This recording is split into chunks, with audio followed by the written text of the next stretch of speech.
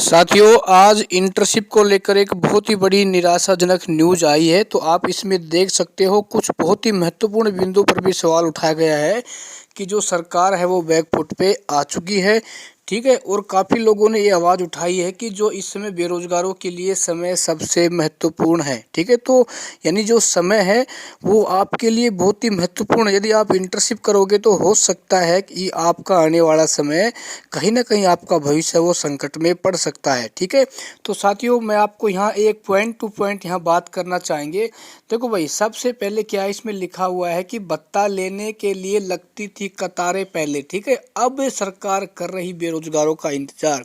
यानी जैसे ही भाई 1 जनवरी 2022 को इंटर्नशिप लागू की गई थी, तो जो बेरोजगारों को इंटर्नशिप डिपार्टमेंट दिया गया था, तो उस डिपार्टमेंट में बेरोजगार क्या है, नाखुश यानी बहुत कम जा रहे हैं और वहाँ के जो डिपार्टमेंट कर्मचारी है वो इंतजार कर रहे हैं। ठीक है। यहाँ पर पहले मैं आपको दिखाना चाहूँगा, यहाँ पर बहुत ही अच्छी बात कही है जिनका नाम है डॉक्टर दीपेंद्र शर्मा। ठीक है। इन्होंने कहा है कि बेरोजगारों के लिए समय सबसे महत्वपूर्ण है। ठीक है। इन्होंने लिखा है कि बेरोजगारों के लिए सबसे महत्वपूर्ण समय है, समय की बर्बादी नहीं हो, ऐसे में सरकार को ऐसी व्यवस्था करनी होगी। यानी जो इंटर्नशिप है, जो 4 घंटे करने के लिए जाते हैं, तो इससे क्या होता है, विद्यार्थियों का 4 घंटे की बजाय 6 से 7 घंटे खराब हो जाते हैं। और मान लो जो पढ़ने वाला स्टूडेंट होता है, कहीं ना कहीं वो अपने भविष्य के साथ बहुत ही बड़ा खिलवाड़ कर बैठता है। क्योंकि एक पढ़ने वाले स्टूडेंट को भाई 7 घंटे यदि उसके वैसे ही ख़राब हो जाते हैं, तो फिर आप सोच सकते हो आज का जो कंपटीशन का युग है कितना तेज युग है। ठीक है ना। तो कहीं ना कहीं सरकार को इन बेरोजगारों की दुखती हुई रंप को समझना ही होगा और इस प्रकार से इस योजना को शुरू करना होगा ताकि उनको बेरोजगारी भत्ता भी मिल जाए। ठीक है ना।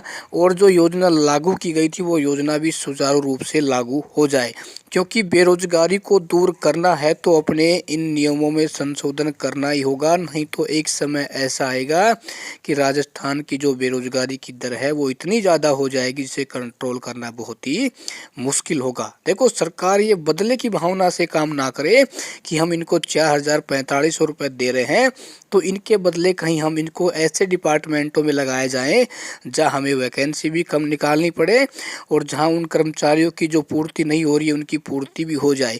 तो कोई ये तो एक बदले की भावना हो जाएगी।